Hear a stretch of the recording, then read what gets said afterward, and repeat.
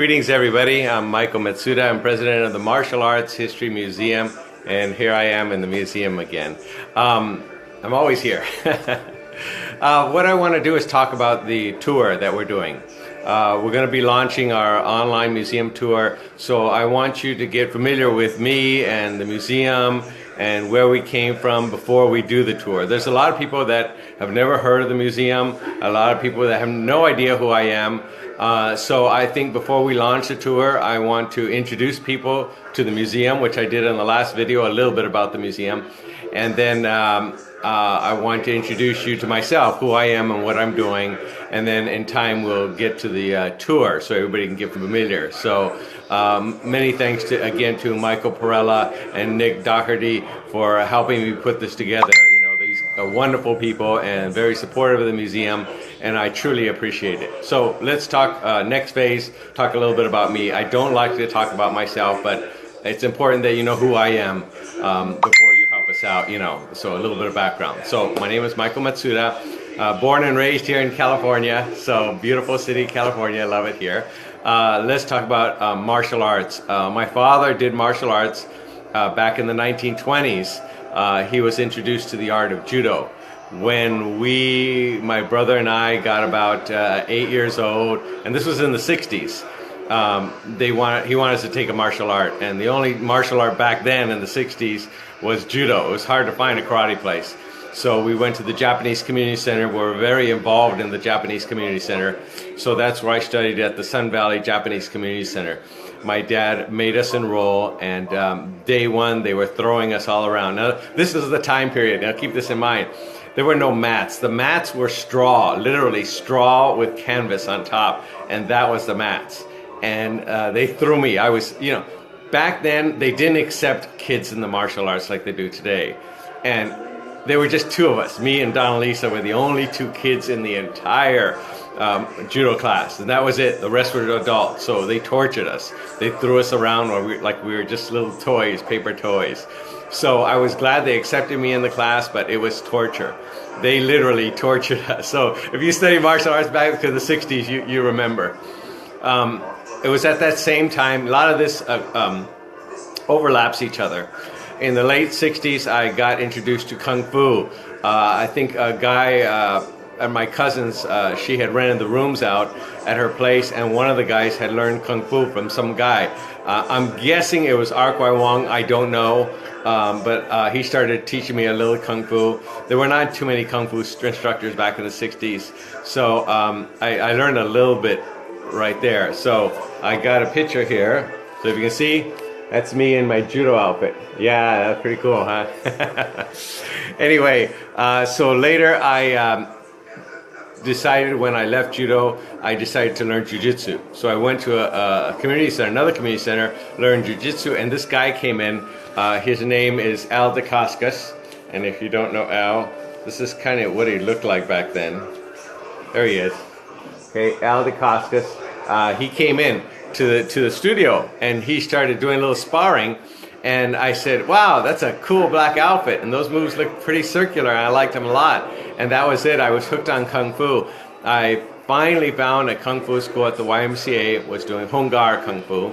Lyle Fujioka was a student of Vernon Rayetta, who was a student of Buxom Kong. So it was Buxom Kong School. And so I started going to the Y, so I went to the Y for about 3 years. This was late 60s, early 70s.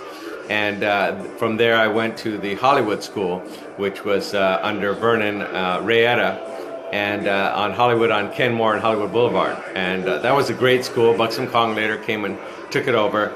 But it was a great time. You know, this was back in the 60s and 70s. These were guys where, you know, the blood and guts era had kind of slowly were ending, but it was still out there. So you got to see guys like Chuck Norris and all of them. You know, I was still very young at the time, but I remember all these guys and talking about competing and going to a couple of events and seeing a couple of these icons that I didn't know were icons at the time, you know, to see these guys actually perform, to see Fumio Demura perform, and these guys out there doing stuff on stage and doing tournaments and events, and And Kung Fu, I remember when Kung Fu came and Wushu came.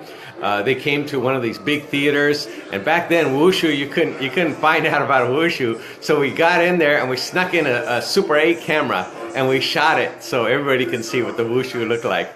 Doug Wong remembers doing that. Jerry Lam remembers doing that too. Yeah, it was a great thing. This was back in the early 70s, and before Bruce Lee became popular. Bruce Lee had done Green Hornet and all that, so he was starting to get a little notoriety. But we all knew who Bruce Lee was. He was a very fast guy, at that time. We were all still alive then. He was still alive during that time period.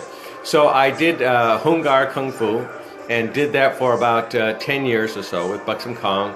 I dabbled into Wing Chun Kung Fu, so I learned a little bit of that when I went to Chinese school to learn Chinese. Now, the Kung Fu movies had just came out, and the Kung Fu movies were in the Chinese theaters, the Pagoda, the Sangli, the Kim Sing, and they were all in Chinese, so it was English subtitles, so I wanted to learn Chinese, so I went to Chinese school for a year and a half to learn Chinese so I could read, understand what they were doing in the Kung Fu movies. It was a fun time in the martial arts.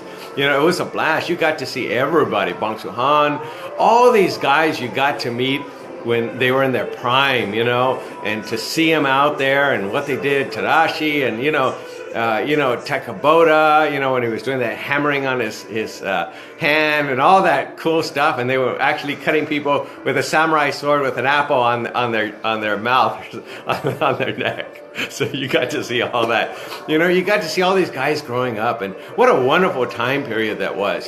So many of these guys, came from different countries and didn't know any English, and Bong Joon-han told me he was a cab driver for a number of years before he started. So you got to see these guys, Cecil Peoples. You got to see the full contact era. I remember when point fighting was so popular, and then full contact came about, and then Joe Louis was out there, and I got to see these guys, Bill Wallace, and these guys step onto the mat. It was a disaster in the beginning, but later smoothed itself out. But you got to see Benny. I knew Benny. He lived down the street from me. I remember him since high school, before that, and how he got into tournaments and different things, and got to see these guys perform. So what a great time period it was to actually see all these guys, Delnar Garcia, you got to see meet Ed Parker. Ed Parker used to help me out all the time when I had a magazine.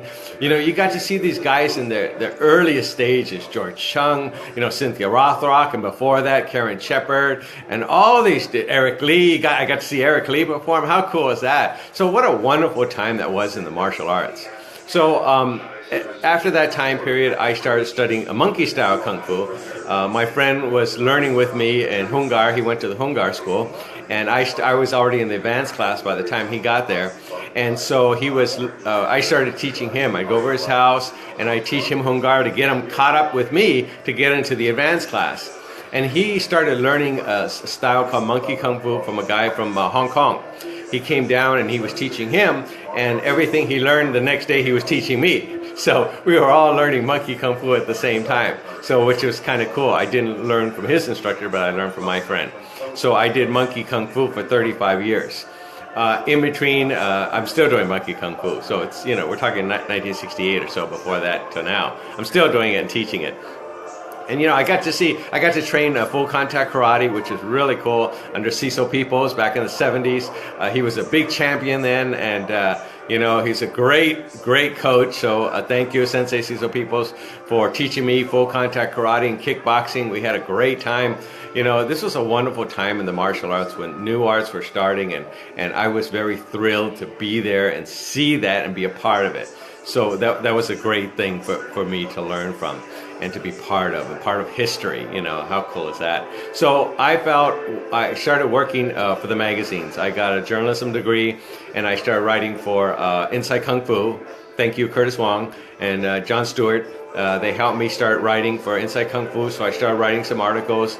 And then I started writing for Black Belt Magazine, and I wrote as a contributing editor for the next 20 years on and off. So at least 1 year or so each year I submit an article, and it always get published. So thank you again for Inside Kung Fu and Black Belt Magazine for having faith in me and allowing me to have my publications and my articles in there.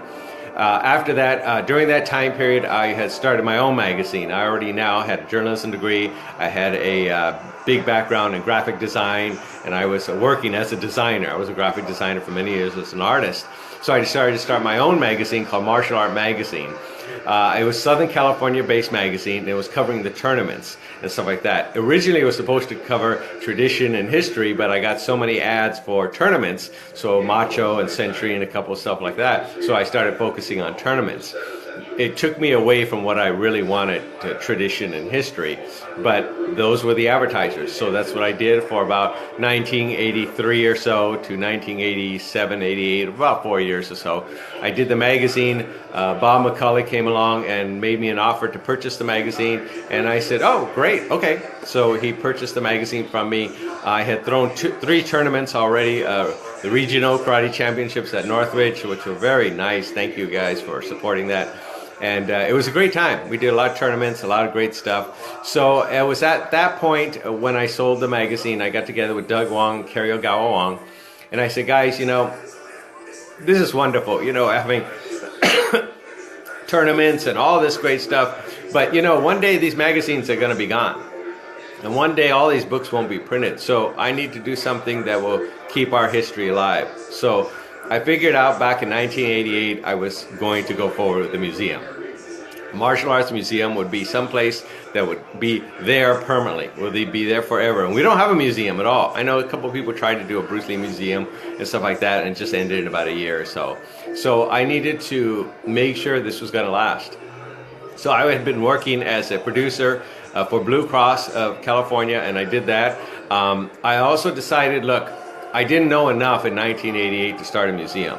And it would be stupid to go out there and try to open a museum not knowing anything, you know, just throwing stuff on the wall and on the floor, not knowing design. So I went back to school. For the next almost 20 years, I went back to learning museum design, marketing, you know, planning, construction, you know, technical illustration, everything that I needed to know to start a museum. I went to the American Film Institute for 3 years. I went and got another degree in management and marketing. I went back for graphic design, computer design, web design, all that. Thank you to Fariborz Jacques, who helped me start the museum in the computer area in 1999. So when I felt I had enough information, I would go forward with the museum, and that's what I did. Once I felt I was secure in my knowledge and secure that the museum was not going to fail, I finished school, and then I went to every college you can think of, from UCLA to who knows what, and to get enough information behind me. So in 1999, we officially launched the museum, but we actually kind of started earlier than that. I had the name and everything before that, but we officially launched it in 1999. We were a traveling exhibit. First we started on the internet, we started as a traveling exhibit, and then we started having Hall of Fame dinners. And that way to launch the museum and get it out there. Many thanks to Art Camacho, who helped me with setting up some of those dinners. He wonderfully gave up a lot of his funds to help us out, so I appreciate that very much. Thank you, Art Camacho. And Alan Goldberg for helping us set that up as well, all the dinners and things like that. So many thanks to you as well, Alan Goldberg. So a lot of these people came on board. You know, we needed stuff when we had traveling exhibit to go around. Doug Wong and Kerry gave us their lions, and other people donated all their stuff so we can have an exhibit. We started as a small 10 by 10 exhibit, and then we ended up as a 1,000 square foot exhibit. We started taking it all over the country. In time, everybody was getting a truck for us, and we were taking the exhibit all over the place. So we were traveling with a 1,000 square foot exhibit. They were paying for our hotel and paying for our, you know, travel, and that's where we opened the museum all across the country. I didn't want to open the museum until I felt there was enough support to start the museum. There's no reason to start it if people weren't going to be behind it. So that's what we did. When we took it on tour, we felt that there was enough people that were going to support it. Also, we had to examine what were people going to like, what is their attention span, how much they were going to read, what kind of pictures were we going to put up. We put all that as an experimentation on our exhibits to see what people enjoyed. People enjoyed the culture and history a lot more than anything else. So that's what we focused the museum on, culture and history.